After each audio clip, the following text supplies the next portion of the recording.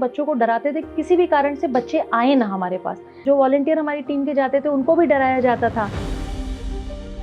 छोटे बच्चे ये भी कहते थे कि दीदी आप हमें पढ़ाती हैं तो आप हमें हिंदू बना देंगी। मेरा ये सपना है कि हर बच्चा, भारत की हर महिला शिक्षित रहे, अपने पैरों पे रहे और किसी पे आश्रित ना रहे।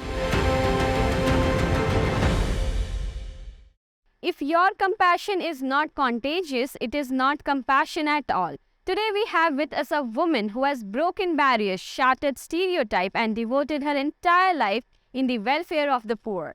Preeti Pandey, who has left her privileged job and a big salary, now runs Dulari Devi Foundation, which aims to educate and empower as many poor as she can. Listen to her story in her own words.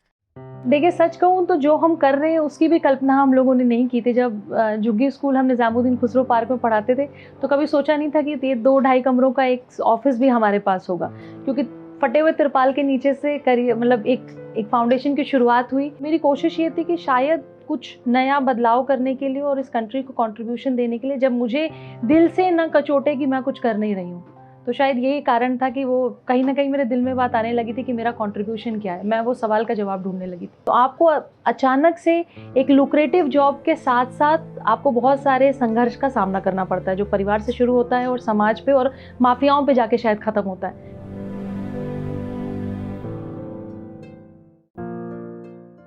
ऐसी ऐसी चीज़ें बताई जाती थी और ऐसी ऐसी चीज़ें तो बच्चों को डराते थे कि किसी भी कारण से बच्चे आए ना हमारे पास। जहाँ पे हम लोग पढ़ाते थे वहाँ पे वो मांस के फालूदे फेंक दिए जाते थे, गंदगी कर दी जाती थी, मक्खियाँ मिनमिनाती थी। वो हर प्रयास किया गया। मेरे जो वॉलंटियर हमारी टीम के जाते थे उनको भी डराया जाता था। आई नो ये कहना भी बहुत स्टूपिड सा है, लेकिन लोग आके मेरे पास, छोटे बच्चे ये भी कहते थे कि दीदी आप हमें पढ़ाती हैं तो आप हमें हिंदू बना देंगी, ये तुम्हें जो समोसे देती हैं ये तुम्हें उसमें जहर दे देंगी। तो उनको इस तरह से भड़काया जाता था कि हम लोग उनके धर्म के साथ कोई खिलवाड़ कर देंगे या उनको हम हिंदू बना देंगे। मकसद सिर्फ इतना था इन माफियाओं का कि किसी भी तरह ये फाउंडेशन के लोग, हमारी टीम, हमारी वॉलंटियर किसी तरह वहाँ रुके और टिके नहीं। लेकिन लकीली आप इसको कहेंगे कि शायद भारत माता का ये आशीर्वाद था, दुर्गा माँ का आशीर्वाद था कि हम वहाँ डटे रहे, हम वहाँ टिके रहे। और जो टीम बनी है और पिछले 10 सालों से वो टीम, वही टीम के साथ हम डेडिकेटली झुग्गी स्कूल्स में काम कर रहे हैं। जब हमने झुग्गी स्कूल में पढ़ाना शुरू किया तो वहाँ से सीखा हमने कि जिसका पेट खाली होता है, जिसके पेट में अन्न नहीं है, उसको पढ़ाई नहीं अच्छी लगेगी। ये कहना बड़ा आसान है कि पढ़ लो,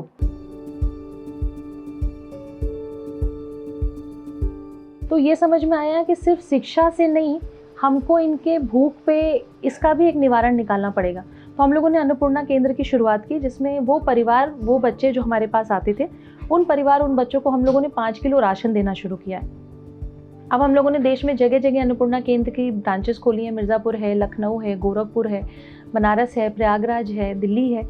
और हम लोग ऐसे भी जगहों पे काम कर रहे हैं जहाँ पे हमारा ऑफिस नहीं है, प्रेजेंस नहीं है, लेकिन अगर कोई ऐसा परिवार है जो हमें किसी भी तरह से कांटेक्ट करता है और उसके घर में खाने की ज़रूरत है, तो हम उसको ये कंफर्म करते हैं कि आप देश के किसी भी कोने में हैं, आप तक खाना पहुँचेगा। तो कोशिश ये है कि शिक्षा और भूख, हम दोनों पे पैरेलल काम कर सकें। कोई पुरानी साड़ी रखी है जो आप 1-2 बार पहन चुके हैं, अब दोबारा नहीं पहनेंगे, उनको हम अपने ऑफिस से बोलते हैं कि आप हमारे यहाँ दे दीजिए। उस कतरन कला से महिलाएं जो हैं वो क्रिएटिव और आर्ट की चीज़ें बनाती हैं, जैसे पैकेट्स हैं, थैलियाँ हैं, बोरे हैं, चटाइयाँ हैं, और भी क्रिएटिव जो ऑफिस में और घर में आप यूज़ कर सकते हैं वो। तो कतरन कला एक सिलाई का प्रोजेक्ट है हमारा, अन्नपूर्णा केंद्र जो है वो खाने का प्रोजेक्ट है हमारा, और इसके अलावा हमारा एक लीगल इनिशिएटिव है अपना हक, जहाँ पे महिलाओं के अधिकार के लिए लीगल असिस्टेंस मिलता है उनको।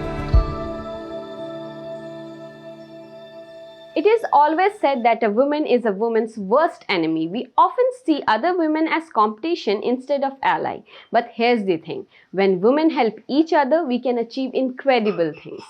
When we band together, we are an unstoppable force. We can break barriers, shatter glass ceiling, and create a better world for ourselves and for future generation too. When we support each other, we can create a ripple of positive change. Preeti is a true example of such change. Papa mummy की तबीयत बहुत ख़राब थी lockdown के चक्कर में। मैं अपने घर के आगे सब्जी वगैरह का ठेला लगा के सब्जी बेचती थी। अगर मेरे पास कॉपी नहीं होती तो मैम कॉपी वगैरह सब देती है। कुछ कपड़े नहीं होते तो मैम कपड़े वगैरह जो चीज़ मैं मांगती हूँ मैम देती है। मैं अपनी बच्ची को लेके काम पे जाती थी तो बहुत परेशानी होती थी, इधर उधर लेके जहाँ भी काम होता था लेके जाना पड़ता था। अब यहाँ इतनी सुविधा हमको मिल गई कि बच्चा यहाँ आराम से रहता भी है, सेफ भी है और पढ़ाई भी करते हैं। और बहुत मतलब कि बहुत जो भी हेल्प की ज़रूरत होती है मैं मैम को बोलती हूँ, मैम हेल्प करती हूँ। दीदी ने मेरी हेल्प की कि तुम टेंशन मत लो, हम तुम्हारी बेटी को पढ़ाएंगे। तब उन्होंने 2 साल की फ़ीस मेरी बेटी की भरी, वैन का खर्चा भी वही दे रही हैं, ड्रेस वगैरह बुक्स वगैरह सब खर्चा उन्होंने ही दिया मुझे।